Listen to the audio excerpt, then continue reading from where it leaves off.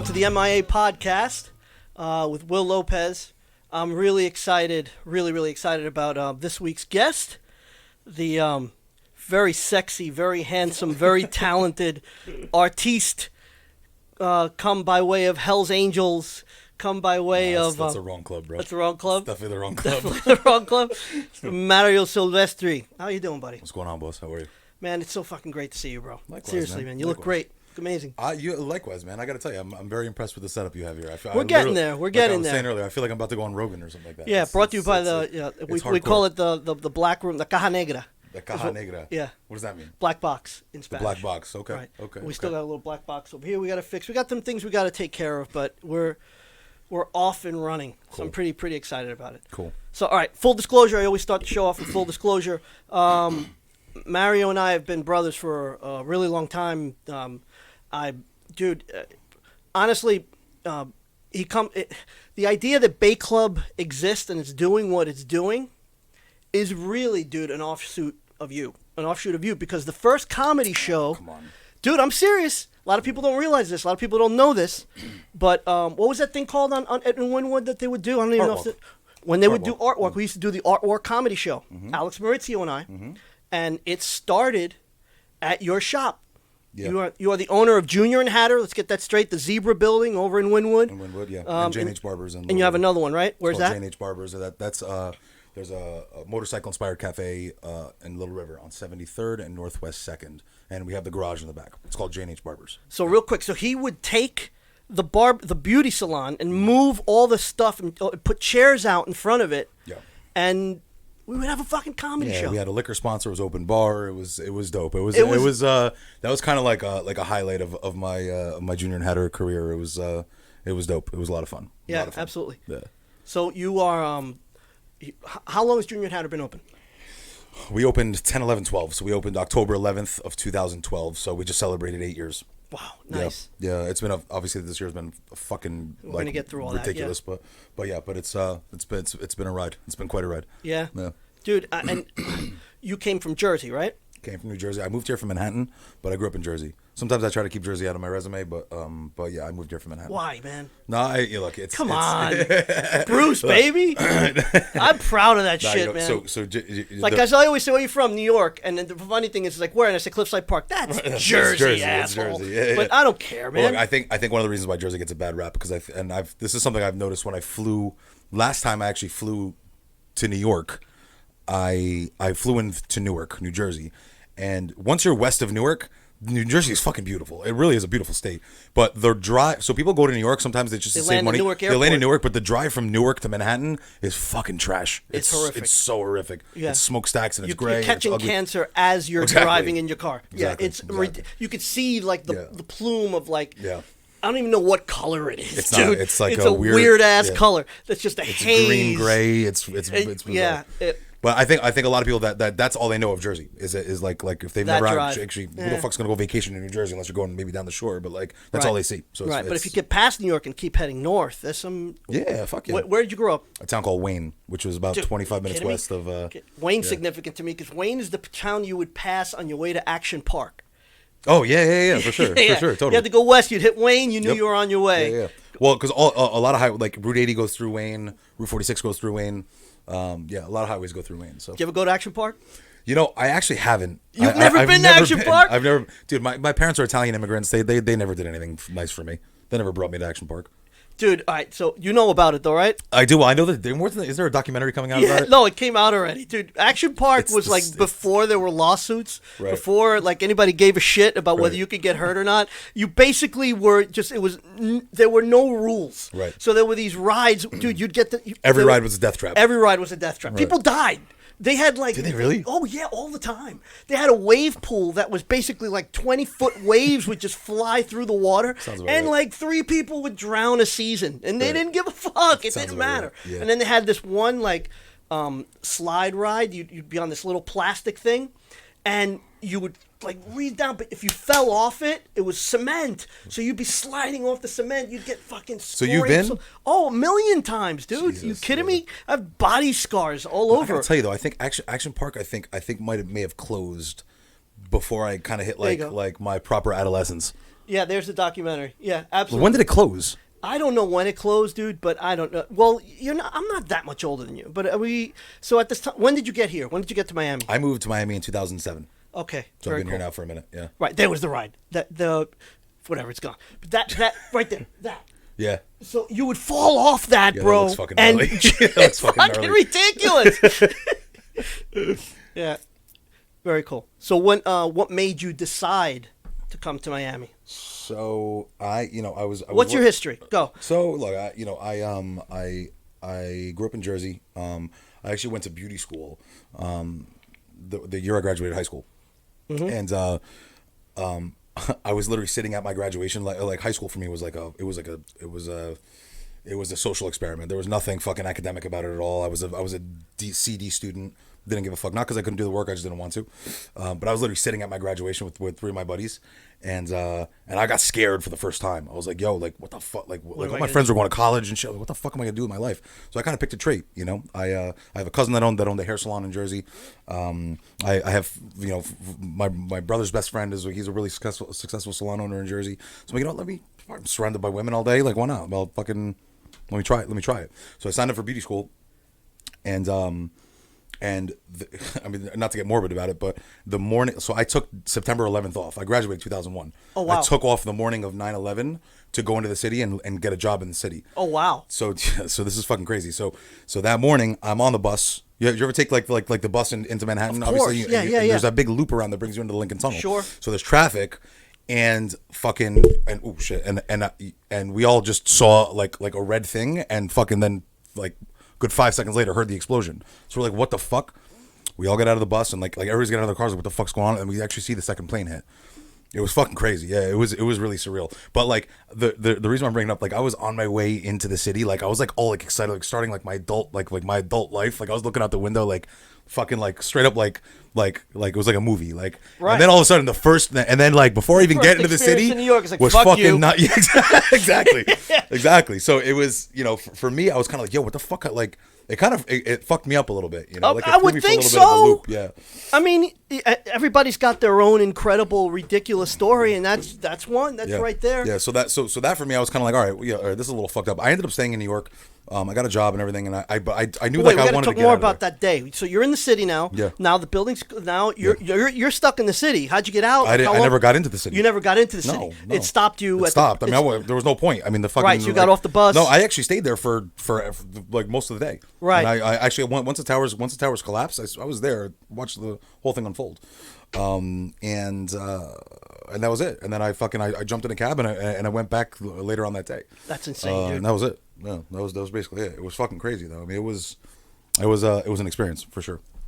And so did you? So what happened then? So then you were going to go into for your future. Yeah. So I ended up not, putting that on hold, and I started working at a salon called Bumble and Bumble, which is a really big famous salon in New York. Yes, it is. I went through my apprenticeship there, and then I didn't know you were at Bumble Bumble. Yeah, I was there I moved to Dallas for a year. I apprenticed at a salon called Tony and Guy in Dallas. That's kind of like their headquarters. Came back to New York. That's when I started working at Bumble, and I was with them for about 4 years. And then I met Vidal Sassoon's son. His name's Elon. He's still a really good friend of mine, and he was the CFO for this company called Advanced Aesthetics. And it was one of these places you can go in and get like your haircut and your fucking tits done like all in like the same sitting. It was like one of those fucking things. So he moved me down as a creative director to Florida. So he's like we hit it off, and he's like look, I need somebody who's young, somebody who's talented, somebody who can manage people. I'd like you to come down to Florida. So I'm like, all right, cool. So I jumped on a plane. I went down there, but it was in Boca, which is a little strange. I moved from the Lower East Side of Manhattan to Boca Raton, which was fucking bizarre. Truth be told, I would actually live there now. Yeah, but just because I'm not married with kids or anything like that. But I mean, if like it's actually a good place to like raise a family. I think. You know where you would want. You know where I want to live? Where I want to complete. Delray Beach. Delray Beach is cool, man. Yeah, wow, cool. You can get a spread. You can get a really nice house, man. Yeah. There's I have a friend that has a house out there right now with a huge backyard, and he's building a tree house, and it's such a cool place. And you go like 2 minutes down into downtown, and it's awesome. The beach is there, and it's 40 minutes to I guess civilization, whatever you'd want to call it, to Miami. You mean? Right, yeah. It's 40 minutes tops. But yeah. So I was in Boca, and then I was like, yo, I can't do this. I did a year. I was 23 years old or 24, whatever the fuck it was, and I'm like, yo, I can't do it here. So I moved down to Miami, and I just started bouncing around from salon to salon, building clientele, and then I opened Junior and Hatter in 2012. That's part. It's look. There's a lot of reasons why you're sitting here. We're going to try to remember to cover most of them. But part of the reason why you're such a marvel to me, why I respect you so much, is because you're an artist. I've said this to you a million times before. You cut hair? No. You are an artist. Yeah. What you can do with someone it's a gift. It's astonishing. And there's people that are, creatively advanced that way and that can perform that way. And then there's entrepreneurs. And you have the blessing, I guess, or that you're both. Because your brand is amazing. The way you have marketed yourself and marketed your places is amazing. Your reputation speaks for itself. Thank you. And you're incredibly talented. So you would have your own clientele in your own salon, and you'd be able to carry that through as a career on its own. But that's not enough. You have, you're also a business owner, and you also run your own shops. Yeah, for sure. I think, in terms of my own, I guess, philosophy, or like what led me to go down the road of even opening a place was really, I've worked for a bunch of salons, and every time I did, like I never just wanted to be an employee. I either wanted to be like the creative director of the salon, or be like the lead of education and help teach the apprentices or the other stylists. And it was always met with conflict with the owners. I don't know if it was like they were threatened by me or whatever it was, or I was going to outshine them, but usually I had a better rapport with the entire team than the owner did. Right. So for me, it eventually just got to the point where I was like, look, I'm either going to just do something else, or I need to open my own place. Which is probably why you do as well as you do. Let me take you here, see if I'm right or not. Yeah. Because you are an artist, because you are one of them, because you are one of these freaks, right? Oh yeah. We're the worst people in the world, by the way. You can. I'm a moron. Dude. I'm serious, man. You look where I am right now. I'm doing a fucking podcast, and whatever. So your brother's downstairs slaving away at the actual business. Selling masks. And he's called me 7 times since I sat in this room. Fucking, and I'm here talking to you. About whatever. So my point is, because you're one of these freaks, you can manage them. You know how to speak their language. So you can be their boss, and at the same time, not be their boss, be one of them, and be able to, run the show. As opposed to somebody else that just says, I want to open up a beauty salon because I'm a businessman, and is going to hire a bunch of really talented people, but they're all going to think, oh, he's, it's not going to work, or it's not going to be as fluent or as fluid. I think that's one of the reasons why I've always been conflicted as a salon owner or a barbershop owner, because my whole thing, I'm always so careful to not overstep and put that line in the sand where I'm better than you, right? Because I'm the owner, right? And it's a slippery slope, because at some point you got to be like, look, I'm the fucking boss, and you need to listen to what the fuck like you need to listen. Of course. But you at the same time, whenever that was said to me, I was kind of like, fuck you, who the fuck are you?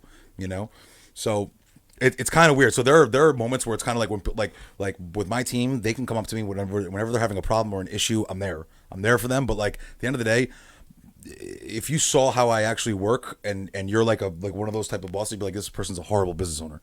Like he actually is, because it almost looks like I don't give a fuck, but I actually do. I do, but I don't micromanage at all. Like I have a GM who I let her do whatever the fuck she wants. Like it's like she always does a good job. I'm right. My girlfriend now is managing my other barbershop. Sure. And I'm not stepping on her toes at all. Like, baby, you do Lori, whatever the we fuck. love you, Lori. Lori, love you, baby. You do it however you want. You know what I'm saying? Like she's now gonna build that team, and I want to let her just do whatever the fuck it is that she wants. But I also think that's another reason why we've had such a good track record as far as people not leaving us. You know what I'm saying? Like, it's just one of those. If they ever did leave us, or this is almost too easy. You know what I'm saying? Sure. Like my businesses are their family. You know what I'm saying? So like. Same way I treat my own brother. You still or have sister. A partner, or are you on your own? So I do, yeah. I think he's moving to. We've spoken, so yeah, I don't know. No. So this goes on another tangent, but this pandemic, I think, has caused and created a lot of people to kind of look at their quality of life. Of course. So Andrea, I believe, the plan is right now. He's actually moving. He's moving to North Carolina. Oh, really? Yeah. Oh, wow. So, yeah, well, good for him. Yeah, no, I mean, dude, it's awesome. I think it's great. Is he? Bizarre question to have to ask, but is he still married? He's going with his family. Yeah. Oh, that's phenomenal. That's great. He's going with his wife, his kid. I think the plan is for them to close out the school year, and then they're gonna go. Oh, but he's gonna come back like once a month to take care of his clients. Oh, that's so cool. For a year. Good for him, man. Yeah. So don't worry if any of Andrea's client, he's gonna still take care of you. I promise. That's really cool. All right. So another connection, bro, is you had it all ties to Bay Club and it ties to this podcast. You also had Wynwood Radio, which I miss so desperately. You had dude, you talk about being a weird boss or being a weird business owner. Not only did you turn your beauty salon into a comedy show and a music show, because my bands played there too. Yeah. But you also had a state-of-the-art music soundboard radio station facility in the middle of your shop. Yeah. Speaking of prime real estate. Now, actually, now it's storage for my clothing store. So now Sure. it's just full of stock for clothing. But yeah, so we had Wynwood Radio, man. We had it for I don't know. I did a show there for about a year or so. Under the Bunk, which I love that the concept. Bro, of that you show, want? so I'm gonna. It was a great concept. I love Two it. things happened. One, I was going through my divorce. Oh, fuck it, we're going there. I don't care. Number two, right? I was going through my divorce, and then number two, I couldn't put the fucking shows on Apple. I couldn't promote them because the concept of the show was underneath the bunker. So I would ask my guests to pick 10 songs that have influenced their life. Not the best songs, but just I remember my songs the too. 10 songs that they related to the most or that influenced them as human beings, right? And then we would play those songs and talk about what period of their life. And it was great, man. I had amazing guests. I had Jim Babchick from the Smithereens. I had Jose Dion from MTV and Latin Grammy. I had really cool guests, right? And I just couldn't do anything with it because I wasn't allowed. On YouTube, I could put it up as long as I don't monetize it. And that's now. Back then, I don't even think I could put them up at all. Still fuzzy on how all that works. You can't put music up. They were blocking me. They were stopping me. So but even to upload it to Apple Music to iTunes or couldn't do it. Spotify, wasn't allowed to do it. So I only had it on my Podbeam, and I just didn't have enough followers to give it any traction. Right. But I still have the episodes. It was still a lot of fun. So I knew that eventually, at some point in time, I was going to get back into a different form. I guess we can't play music or whatever, but at least we could have the conversations, which is what I wanted. Right. So that's the birth.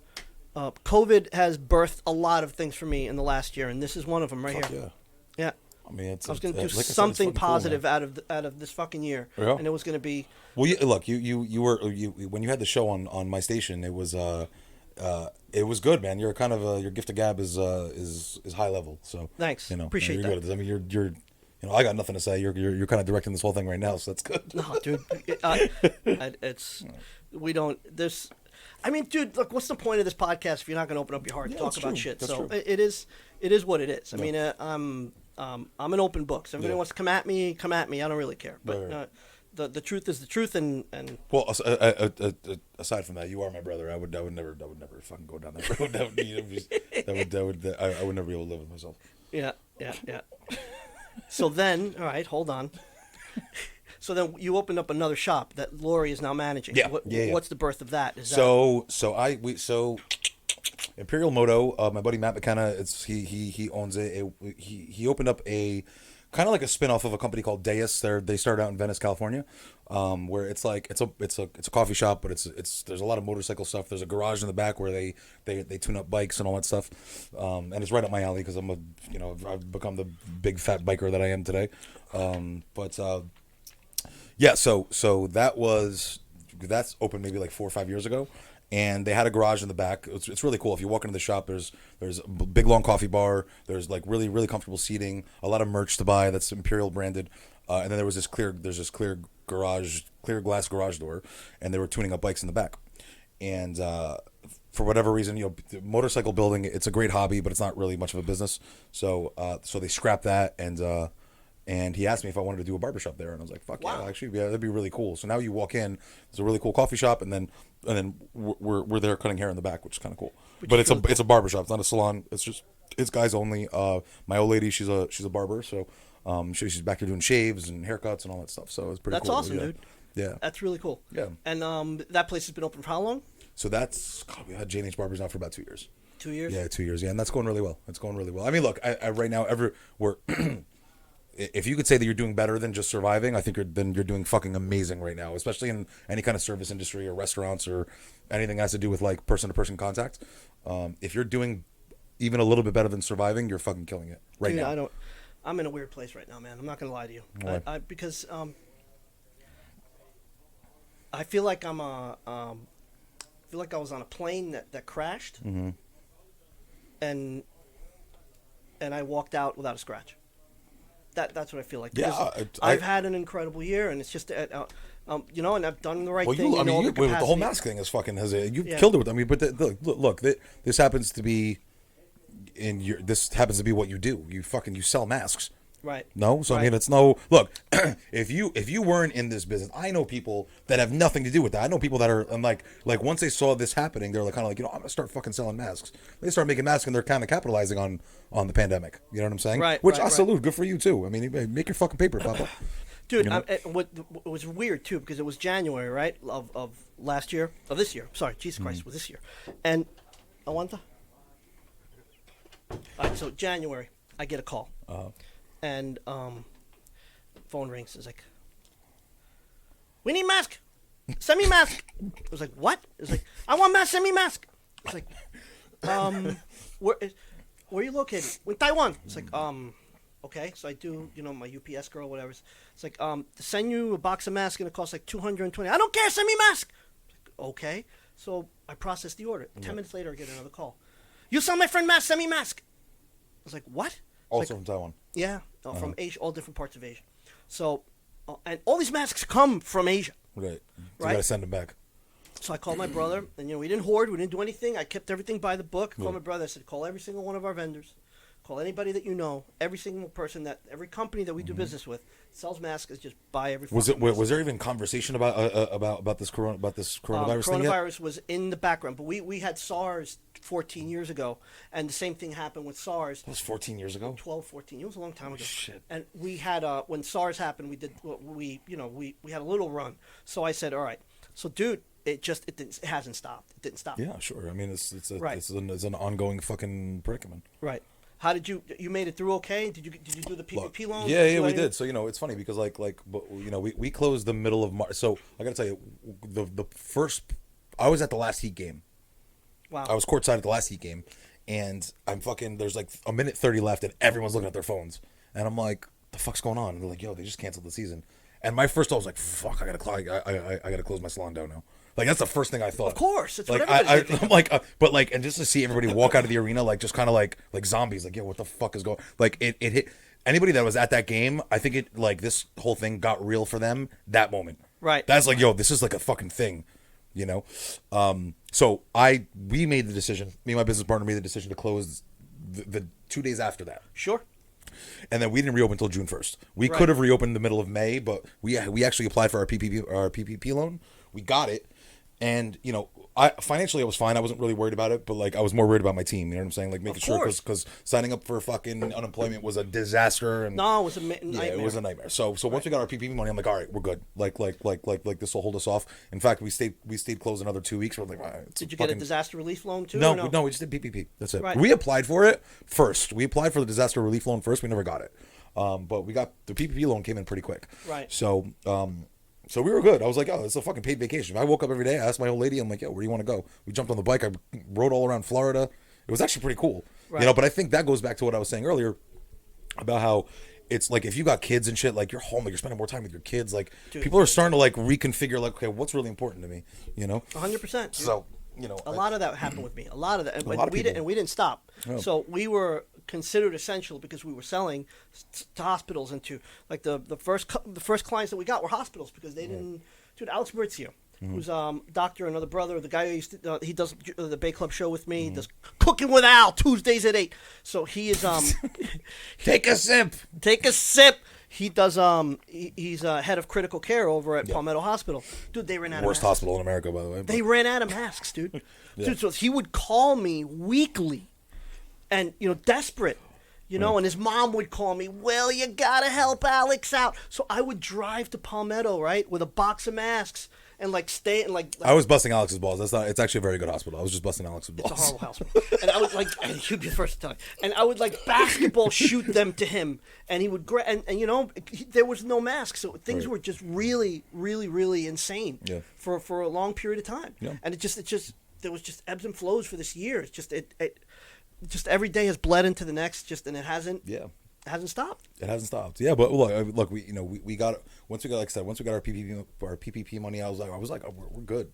You know, it was a paid vacation, really, is how I saw it. Right. You know, if they're gonna make us close, no, that also goes into like what's happening in New York right now. How they close indoor dining again. Like, what the fuck is going on up there? Yep. It's a disaster. The whole thing's a disaster. And the way it was set up, the way all of this was set up, it was set up. That's why I keep emphasizing that we did it the right way. There was so much fraud, dude. There was so much crap going on. Dude, sure. I don't know if you saw the Miami Herald today. Mm-hmm.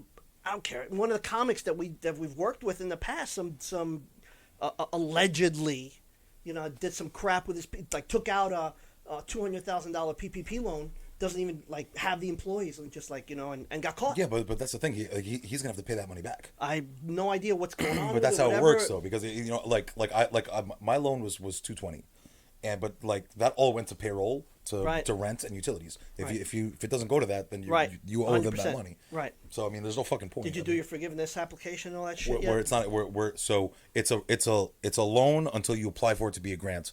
Citibank at this moment is not they're not accepting grant applications just yet. It's hilarious because they haven't asked me for money. As long as they're not asking for money, I don't give a fuck. I know, but different banks doing different things. Right. Like I have City National, and my bank did give me the grant application, whatever. We filled it out, and they told me, we'll let you know. City National was the first bank to actually get the PPP going. That's probably why they're ahead of the curve right now. Right, and we got a note saying that we got approved for the forgiveness, and they will inform us of the review in June 2022.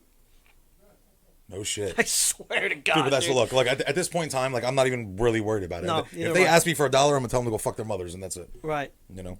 Right. That's really it. So it's it's also the economy with the weirdness of the fact that like the vaccine's out right now and it's getting to people, right? And they're saying that the darkest times in the world, it's like it's a race to see if we can get to, you know, vaccinate more people before this thing becomes. I mean, look, I'm not going to be I'm going to be one of the last people eligible for the vaccine anyway, which is fine with me because I'll probably. I don't ask people if they would take it. I ask people, would you tell your mom to take it? Would you tell your parents to take it? Would you tell your aunt to take it? Yeah. Would you tell your overweight friend to take it? Yeah. That's what I would ask people. I would definitely tell my parents to take it. Right. You know. My mom lost her best friend. Oh really? Yeah. Well, okay. Full disclosure. She lost her best friend. She was 90. She was in a home already. She had a twin sister who was also the same age, and and really early on in the process of this, and both sisters died, and both sisters died of COVID. But again, they were you know. But the one that was in the home, I could see. The other one, they just didn't catch it in time, or they didn't treat it correctly because they weren't treating things right at the time. But I don't know. I'm in a weird place with all of this, man. I think we need to open up. I think we need to like get going. And I know, be careful, wear masks, stay far apart, do what you got to do, you know. But I think the ramifications and the things that can happen from staying closed are infinitely worse. Right. And I know that's horrible. I know that's a horrible way to think about it. You know. Like at Bay Club, I did a whole bit about it, and it's like, you know, talking about how Miami doesn't give a fuck. It's like, it should change its name to "Sorry, Granny." You know. But like, you know, Dave Portnoy, the guy who runs Barstool Sports. Who actually Alex just met. Yeah. He's a member at the One. Oh, is he? Yeah. Well, does he like live in Miami now? Well, he has a place in Miami, but he has a place, and he comes back. He's so rich. Yeah, he's so rich. But dude, did you see his rant? He did like a fucking 4.5 minute rant 100%. That I shared on my Facebook page. Right. But that's truth be told, it's kind of how I feel about it though. Like it's one of those things and New York is a fucking joke. I'm sorry right now the way that they're handling this whole thing. Like you can't eat. You can eat inside as long as the inside is outside. Like that doesn't make any fucking sense. Man. It's just like, you walk in, you have to wear a mask. When you sit down, you don't have to wear it. So, all right, so Rona's up here, but it's not down here. It's like exactly, and that's the thing too. Is like you close indoor dining, restaurants can't operate. All you're doing, you're not You're not stopping this virus from spreading. No. All you're doing is you're ruining thousands and thousands and thousands of lives. That's all you're doing. It's all because the people people like me that I'm gonna go to a restaurant, I'm gonna go to a bar, I'm gonna fucking hang out with my brothers. Like if I'm not allowed to do that, I'm gonna go to a fucking house party anyway. And here's the problem. You know what I'm saying? Like, the problem is that generally speaking, a good portion of the population are anxiety-riddled, scared people. Yeah, that's now, fine. Stay the fuck home then. So then don't add go out. to that, and I'm so, dude, it breaks my heart to see the fear in people's faces. Dude, so when like this when you walk into an elevator and someone looks at you, and like, I'm so tired of that. So when this it whole thing goes against my whole. When this whole thing first started, I made the choice to say that this virus has nothing to do with me personally. Personally, has nothing to do with me. I'm not going to contract it. I'm not going to get it. And I'll tell you right now, the way that I've lived my life, I should have died 5 times already. Right. If this thing was so fucking lethal, or I should have at least had it 5 times. I've never had it. There's a chance I had a little bit of a cough, but I smoke 8,000 cigarettes a day, so it was stop doing that. Nah, it's fine, dude. Actually, I found out that I had a respiratory infection. You're gonna tell me that cigarette smoking is healthy? It actually protects it, motherfucker. So my lungs are so coated with tar that no virus or anything's gonna penetrate my lungs. Right. Okay. So share some. If you don't smoke cigarettes, start smoking now. Share some needles. Have anal sex unprotected. Dude, you got one round. Dude, your soul is in that body once. Yeah, do it all. I know, but do you want to die that? You hear that, kids? Do it all. I've seen people die of cancer, dude. It's not fun. Me too. It's not. I'm sure it's not fun. It's not an entertaining way to go. Neither is getting into a motorcycle accident. Neither is getting into a motorcycle accident. Exactly. I hear you. It happens, but we still do it anyway, don't we? Right. At least I do. Have you been in one? You've been in a couple, I've right? Been in 5. You've been in 5. Yeah. Wow. Yeah. Wow. The funniest thing is but my biggest stress about after I go down is how long I'm not gonna have my bike for. That's my biggest stress. Let's start, man. How did you get into bikes? So where was that before you got down here? Was that so when I first moved down here? So it's funny. So when I grew up, I used to spend all my summers in Italy, because my parents owned the house that my mom grew up in. It's a small little village in the mountains of the Apennine mountain range in Abruzzo. And I remember even when I was a young little kid, I would just always ask my friends to ride their scooters. Like I loved it ever since I was young. And when I was here, obviously, just my parents and me being a teenager and all that shit, and even when I was 18, I actually moved to Florida. One of the reasons why I wanted to move to Florida actually is so I can ride year round. I had a minivan. I came down here with a minivan. I went to Palm Beach Motorsports, and I traded in my minivan, and so they could resell it. And that was the down payment. I bought an R1. I bought a Yamaha R1. Which made no fucking sense at all. And it's funny because I had never ridden a motorcycle actually before. It's a funny story. I had never ridden a motorcycle like gear changing, like one is down, one down, 4 up, 5 up, whatever. So I had never done that before. So I bought a blue and white Yamaha R1, and I bought blue and white boots, blue and white pants, blue and white jacket, blue and white helmet, right? And the guy that's selling, he's like, "You've never ridden a motorcycle before," and I'm like, dude, of course. You've never ridden a motorcycle before. You want to be Evil Knievel? Exactly. I'm like, are you? How dare you? Of course, I've ridden a motorcycle. My first of all, if your first motorcycle to buy an R1 as your first bike is kind of fucking stupid. Kind of ballsy, but stupid. Yeah. But so I acted like I was offended, right? When he knew I've never ridden a motorcycle before. So we do all the paperwork. He brings the bike out. I get on the bike and I go to fucking ride off and stalls. Of course. And I'm like. It stalls again. He goes, dude, it's okay. You've never it's all right. Like you've obviously never ridden before. Teach you, right? Right. I can let me show you how to ride. I'm like, bro, if you ask me again, we're gonna have a fucking problem. Bring this up again, we're gonna have a fucking problem. Then all of a sudden, I turn around and every salesman at the dealership is fucking laughing at me. They're like, dude, like, what are you doing? Then the owner comes out. He's like, yo, you're gonna kill yourself. Do me a favor. Let him teach you. I'm like, all right, you got me. I've never ridden before. So the guy they delivered it to my house. You never ridden a motorcycle before? You just walked into a shop and bought a bike? Yeah. Why? Because I'm fucking stupid. Oh, Jesus. But I don't know. I like. Do you want to talk about? We talk about how life is different now between how it was back then. My dad, almost like a rite of passage, when we turned 11, 12, or 13 years old, just bought us a motorcycle. He bought you a motorcycle? Yeah. Oh shit. We How old were you? Don't worry about it. When we did Was this in Cuba or here? No, this was here. This was Did here. You grow up in Cuba? Cliffside Park. No, I grew up in Cliffside Park, New Jersey. Oh, it's kind of like Cuba. Yeah. So when the front yard of my house, right? We grew up in this 3-acre piece of land in Cliffside Park, New Jersey. Dr. Oz owns our house right now. Oh, no shit. So, oh, you told me that. I actually did. So we had my older brother Oscar created a motocross track on the front yard, right? So my dad, we had an XL 75, an XR 75, and a Kawasaki Enduro, and we used to ride. Just the fact that none of us are paralyzed, none of us are dead, none of us. I mean, it was just nuts. So I always had bikes growing up, and then when I got older, I knew what could happen. I knew the possibility, and it's kind of like the same reason why I've never jumped out of a plane. The thrill isn't there for me. I've done that too. Because I don't. I won't jump out of a plane for the same reason that I won't buy a motorcycle, because shit can go wrong. You just don't know. Like right now, that camera died on us. It's fully charged. It should not, but it died. Shit goes wrong. You know, like you change a channel, you put on channel 5, and it goes. Did it died again?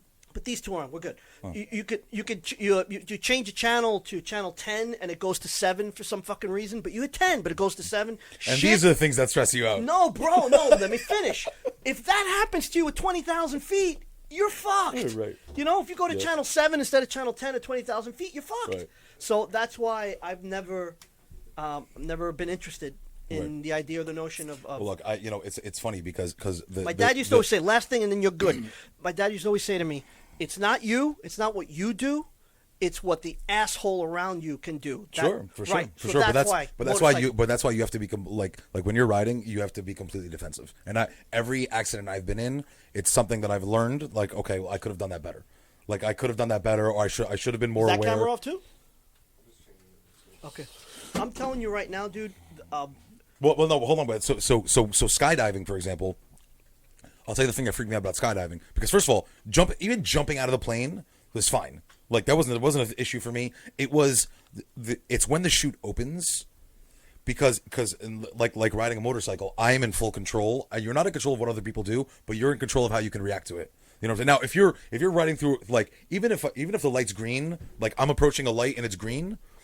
Even if I'm approaching a light and it's green and I ride through, I'm actually looking at the people that are stopped at the red, just to see if one of them start to go. Like I'm like, it's like that now. So I'm in full control of how I react. Now, when I skydive, first of all, when you skydive, you don't get the feeling of falling, which was a major fucking disappointment for me. Really? You don't feel that? Because there's no point of reference. So what happens? So if you jump off, if you're on a roller coaster or something like that, like there's things zooming by your head. You have a point of reference. So your brain's telling you that you're dying. So that's why you get that weird like feeling in the pit of your stomach. You don't get that? You don't get it at all.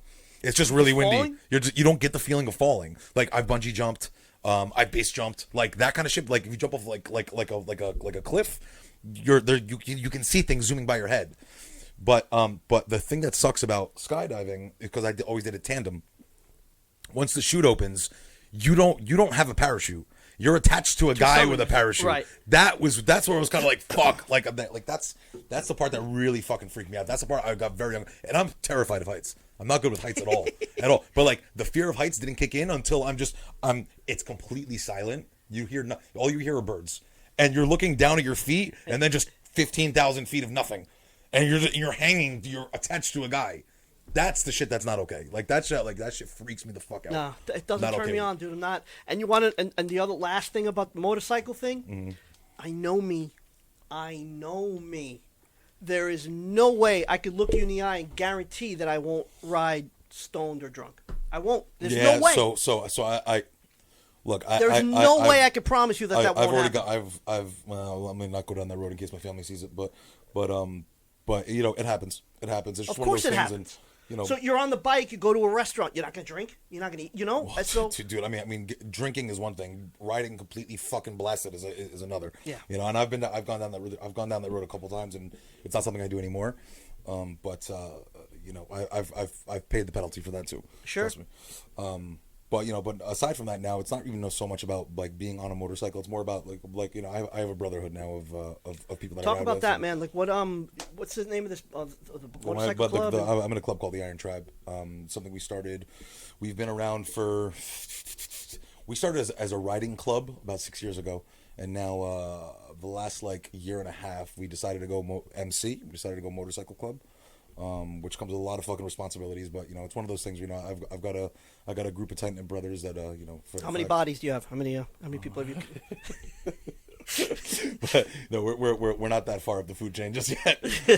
But no, it's not. You're running guns. Yeah, no, it's not Coke, that shit. It's kilos. not like it's not. We're not at Sons of Anarchy youth status yet. But it's badass though, right? Because I've seen you guys ride. I've seen you guys like show up like I go to Ocean's 11 all the time. Yeah. Oh, it's a really cool bar, amazing hole in the wall bar. Yeah. And I've seen your crew in the back, and it's very Bronx Tale. Now you just can't leave type situation back there. Yeah, you know what I mean? So I wouldn't fuck with you guys. Yeah, you know what it is. It's not even really so much about the image, obviously, because that just kind of comes with the territory. But it's really more about.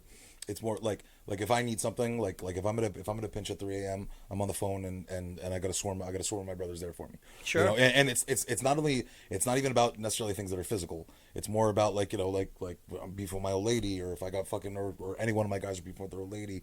You know, we actually make each other better men. If you get into a beef with your old lady, I'm Team Lori. Lori's right. Okay? I wouldn't blame you, actually. But you know what? Truth be told, my brothers. If I'm beefing with my old lady, my brothers are actually usually Team Lori too. Good. You know, good. Just because it's usually my fault. So, but they know that. You know, that's kind of a part of it too. It's not so much about the facade that comes along with what you think of a motorcycle club is. It's also how we help each other. I mean, we always have each other's backs, even on like an emotional level. You know what I'm saying? Like I've seen my brothers cry. My brothers have seen me cry. My brothers have seen me cry plenty of times. You know. That's awesome. I've gotten dotted by some of my brothers. Were literally just punched in the eye because I was acting like a fucking idiot, and I deserved it. You know. Right. And that's all shit we can man up to, and it's a level of you know. I never joined the military, but like. Brotherhood, man. That's one of the reasons why. The only reason I regret not joining the military is now that I'm getting a taste of what real brotherhood is. I would have joined the military for that, just to have the feeling that I have with these guys now. You know, the drummer in my band is a big rider. He's got I think his wife has a Harley. I think they have 3 bikes, cool. And he goes riding all the time. And he tells me about how incredible it is, and they go up to Delray sometimes. They'll just hang out out there. I'm sure you guys actually crossed paths at some point, or whatever. I'm sure you would know the name of the club. Yeah. But how is Miami an influence to you? Like what is it about this city that keeps you here? What is, other than the fact you have a business here now, you have your foundations here. Why aren't you going to North Carolina like Andrea? What keeps you in Miami? Wow, that's truth be told, I don't have a real answer to that. I don't really you have were an on the answer. forefront of the hipness of the city. Like you were right there in Wynwood when Wynwood was still, when Wynwood was becoming what it was becoming. For sure. And yeah, but I don't think Wynwood. You were there for the first Art Basel, right? Or you were after that, or when? I don't know. 2012 was when we opened. Right. I was going to Wynwood for a while, but before it happened, my business partner was like, he's the one he's like, dude, when we do something, let's do it in Wynwood. Let's do it in Wynwood. And yeah, I think it was his want to do it in Wynwood, and it was my kind of timing. Like I'm pretty sure we were like the last lease that was signed in Wynwood at a fucking decent rate. Right. Because after that, then everything skyrocketed. Everything went. Which was always my fear. We've had this discussion. You said I was wrong, and I think you proved that I was wrong. I was always afraid that all the leases of all the really cool places in that city were all going to expire. And once they did and they were going to get renewed, it was going to become like Lincoln Road, and everybody's just going to get kicked the fuck out. And it's going to turn into fucking Houston's, and it's going to turn into... That hasn't happened yet. And right. But it's going to eventually. Eventually it's going to. You can't have leases in perpetuity, right? So the leases, even if it's a 20-year lease, whatever, at some point in time, these landlords are going to say, I've got a fucking $100 million property here. Well, that's put the kibosh on everything. COVID has put the kibosh on everything right now. I think that's really severely slowed everything down. But at the end of the day, even before COVID, there was like 1 million square feet of available retail that they couldn't rent out, and 300,000 more coming online. Right. Look at fucking Punch Bowl Social. Right. Did you hear what happened to them? No, I did not. Dude, so Punch Bowl Social is right next to my business. There's a massive parking garage that Goldman Properties just put up. They're also my landlord, and the whole ground floor was available. It was it's like 30,000 square feet, and it was taken by a company called Punch Bowl Social. They're in every major city. It's kind of like picture like Dave and Buster's, but done really well, but more for adults. Okay. It was a $5.5 million build out. They were open for 10 fucking days, and they that's it. 10 days. 10 days. But COVID happened. COVID happened. They're like, fuck it, we're gonna chalk it up as a loss and call it a day. All right. Now it's just sitting there. But like there's just a lot of those stories. Like there's a lot of places in Wynwood that are closing that aren't gonna make it. And it's sad, but a lot of restaurants aren't gonna make it, dude. A lot of places are just Is that for us? That's just letting us know it's 45 minutes. It's been 45 minutes? Yeah. I feel like it's been 10. I know, bro. I love you, bro. This is nice. I told you this was going to be fun. Yeah. So, all right, another thing that I want to cover with you, because it's something that's always been on my head, in my mind. I don't have any tattoos. Mm-hmm. I've always, and I've got significant events in my life or things in my life that I could talk to you about that I should have or whatever, and to me, it's always been the same thing. It's like one is too many. And then 100 won't be enough. Like once it gets going, that's where it gets going, right? Well, so because then it gets to a point where okay, well, I've got voids. No, I've got voids. Okay, I need to put something here. I need to put something here. Like shit's just looking empty. Right. So does everything have some kind of significance to you, or is it just sometimes that's a badass looking symbol? So it's on my body, so it does have some significance. But I mean, there's not necessarily a ton of deep meaning. Like that devil's just there because cool devil on your wrist. Yeah. So this 100% was absolutely that, and it kind of fit with the theme of the Japanese shit that I have on my left arm. Right. But then I started squeezing in other things, like these are the cross axes for my club. Oh, nice. Yeah, and this is the iron skull. I have the iron skull somewhere on here. I think on the back of my arm, the iron skull, which is our skull. That's JMO. And a lot of these I get when I travel. So like this was Italy. Anyone famous? This was Spain. That would be known? Or? No, probably not. This I got when cross country. I actually rode 2017. I rode from Miami to Yellowstone to Oregon down the coast and back, and I stopped in Austin on the way back, and I got this tattoo, which is like a fucking compass, but just what's that like, dude? Like, what's the longest ride that you've done in one sitting? Like, from how many miles? Like, just go. So I rode from Chattanooga to Colorado in a day. Get the fuck out of here, dude. Oh, that was on that ride. I rode from Chattanooga. How many miles is that? I have no idea. It's got to be 1,500. It's got to be... I don't know. I don't even. I can Google we'll do it later. I have no idea. But it's Chattanooga to... That's insane, dude. Chattanooga? No, I'm sorry. It was Nashville. Nashville, not Chattanooga. It was Nashville, Tennessee to Colorado. It's still, man, it's across the whole middle part of the country. Yeah. That was the longest stretch I've ever done. Then I did Jacksonville. I did Jacksonville to Wayne. To my hometown. That was a long fucking stretch too, in one sitting. The problem is just getting out of Florida. Getting out of Florida is fucking trash. It's 1,200 miles, dude. 1,200 miles. I did that one stretch. Yeah. That's incredible, dude. Yeah. That really is. Yeah. That's a day. That's a day on a bike. It was a full day riding. Yeah. That was it was. Was Lori on the back with you? Or were you no. That ride I did completely solo. The ride from Jacksonville to. Were you with a group of people, or were you by yourself? I was completely solo. Yeah, that was something I just wanted to do. Dude, so get this. I was actually supposed to ride this summer, and Harley was going to pay for the whole fucking thing. I was supposed to ride from Miami to Alaska and back.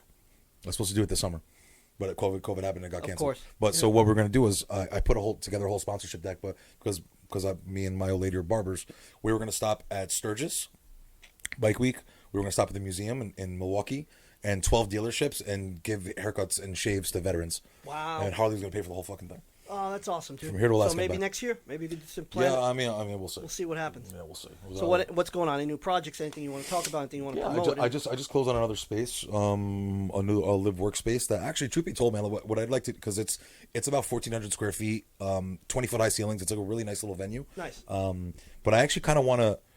Once this goes down, I'm thinking about maybe doing like a VIP comedy event inside the space. Oh, cool. Yeah, but just in and the only people that are allowed to come and actually see it, sit, and enjoy the show are either other comics, or kind of like scouts. Sure. You know what I'm saying? Like the only people that's allowed to come. It's like a private little showcase of Miami talent for people that give a shit.